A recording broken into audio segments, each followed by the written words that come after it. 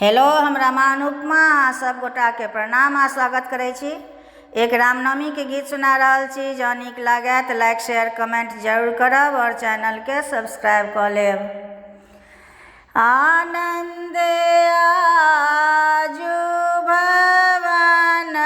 माहो रामा, अवध अंगन आनंद आजु भवन माहो रामा, अवध अंगन अवध अंगन अवध अंगन जनमल चारु ललन माहो रामा, अवध अंगन जनमल चारु ललन हो रामा, अवध अंगन कौशल्या के राम जी, कौशल्या के राम जी, कैकेयी के भरत लाल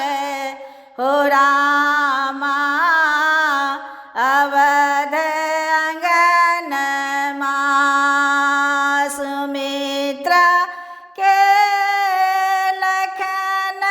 शत्रुघ्न, सुमित्रा के लखन शत्रुघ्न, आनंद आजु भवन हो रामा,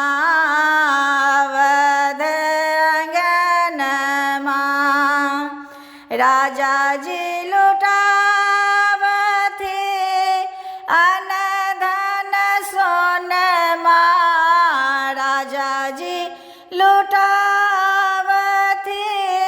अन धन सोनमा, रानी करई कंगन हो रामा, अवध अंगन रानी करई कंगन हो रामा, अवध अंगन भाग्य सौभाग्य अयोध्या के अंगना, भाग्य सौभाग्य अयोध्या